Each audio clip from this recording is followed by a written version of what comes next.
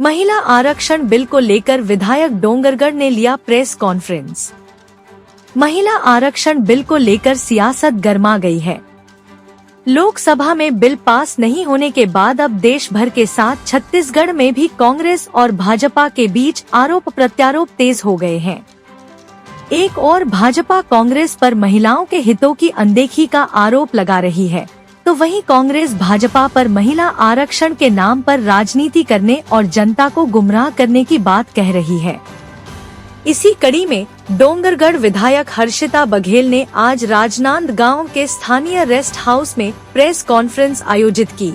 इस दौरान उन्होंने भाजपा पर निशाना साधते हुए कहा कि महिला आरक्षण के मुद्दे पर भाजपा सिर्फ राजनीतिक लाभ लेने की कोशिश कर रही है, जबकि जमीनी स्तर पर महिलाओं के सशक्तिकरण के लिए ठोस कदम नहीं उठाए जा रहे हैं। विधायक बघेल ने यह भी कहा कि देश में कई राज्यों में चुनाव चल रहे हैं।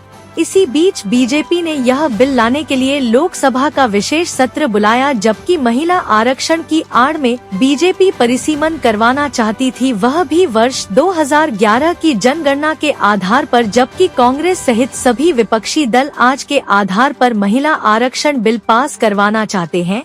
विधायक ने आधी आबादी महिलाओं के साथ दोहरी राजनीति करने का आरोप लगाया है। विधायक ने आगे कहा कि कांग्रेस हमेशा से महिलाओं के अधिकार और सम्मान के लिए प्रतिबद्ध रही है और आगे भी इस दिशा में लगातार काम करती रहेगी। उन्होंने केंद्र सरकार से महिला आरक्षण बिल को गंभीरता से लेने और इसे जल्द लागू करने की मांग की।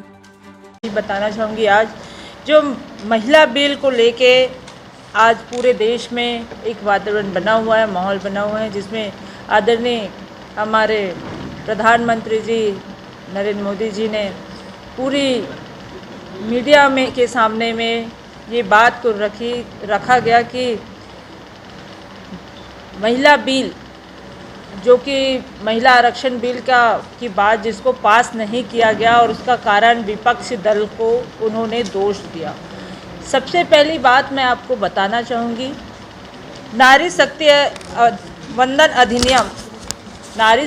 वंदन अधिनियम 2023 जो कि 128वां संविधान संशोधन इन्होंने पास किया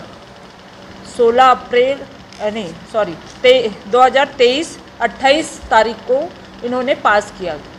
और आज फिर से क्या ज़रूरत पड़ी हमारे प्रधानमंत्री जी को कि विशेष सत्र बुलाए, वो भी ऐसे समय में जब एक तरफ बंगाल का चुनाव है और एक तरफ साउथ में चुनाव होना है, और उस समय सारे जनप्रतिनिधि अपने अपने पार्टी को सपोर्ट करने के लिए वहाँ पे लगे हुए हैं। इस समय विशेष सत्र बुला के इन्होंने महिला आरक्षण बिल को पास करने के लिए हम बुलाए हैं, ये जनता के सामने बताई। लेकिन वास्तविकता ये है कि 16 अप्रैल 2026 को जब ये सत्र रखा गया, तो वो विशेष सत्र सिर्फ इसलिए नहीं बुलाया गया था कि महिला बिल आरक्षण को पास करना, महिला आरक्षण बिल को उनको संशोधन लाना था कि इस बिल में संशोधन 131वां संशोधन परिसीमन का हो। परिसीमन किस आधार पे हो रहा है? 2011 के आधार पे। 2011 के आधार पे हम जनगणना के आधार पे कैसे चलेंगे? आज 2026 हो गया। 2026 के हिसाब से हमारे देश के आधी आबादी महिलाओं की, और उसमें आज जनसंख्या बढ़ते क्रम में आज के स्तर पे 2011 में जो पैदा हुआ होगा वो आज 17-18 साल का हो गया होगा। वो आज आप आरक्षण दे रहे हैं और उसके आरक्षण को पास होने के बाद भी लागू नहीं कर रहे हैं, बल्कि उसमें संशोधन करना चाह रहे हैं। संशोधन क्या? परिसीमन की बात कर रहे हैं। आप लागू करिए ना उसको, आप 2026 के हिसाब से लागू करिए। उस जाति जनगणना आपने अभी सर्वे करवाया, उस आधार पे करिए।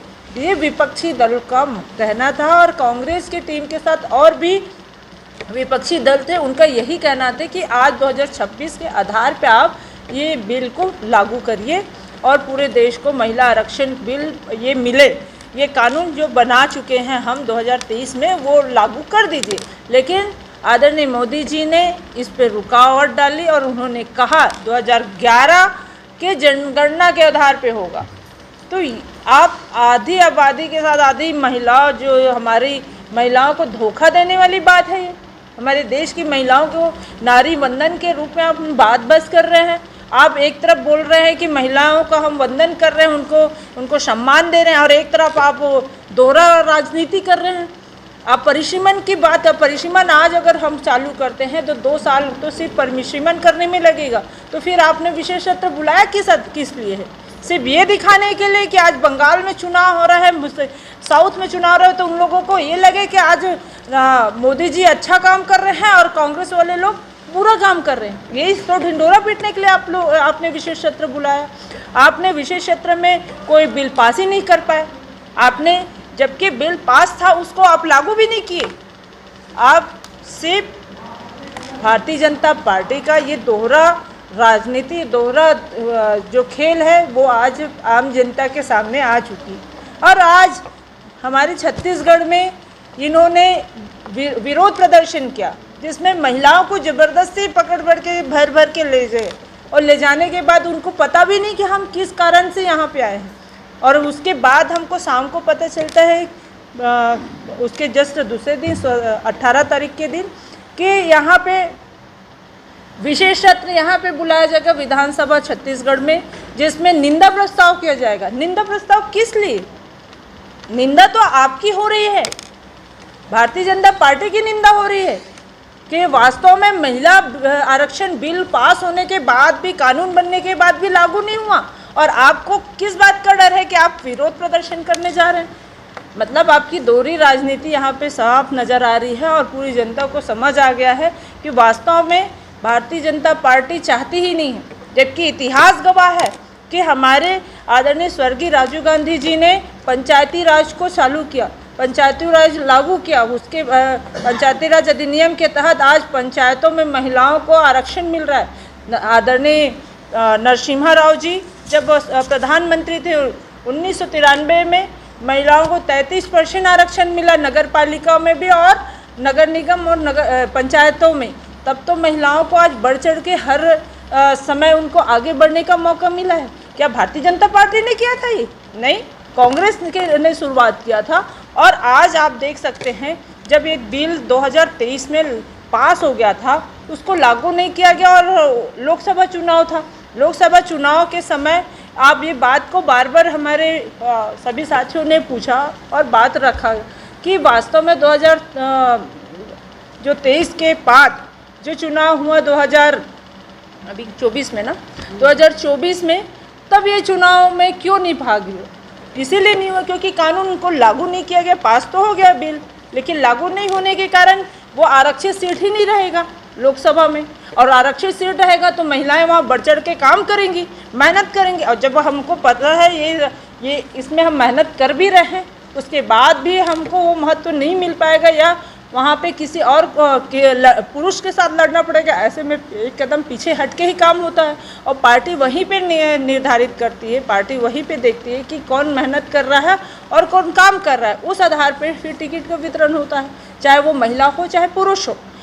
तो आज हम यही चाहते हैं पूरी महिलाएं कि हमें महिला आरक्षण बिल पास हो चुका है, उसे लागू किया जाए, और साथ में हम सबको ये सम्मान मिले जो कि भारतीय जनता पार्टी सम्मान देना तो चाहती नहीं है, सिर्फ ढिंढोरा पीटती है।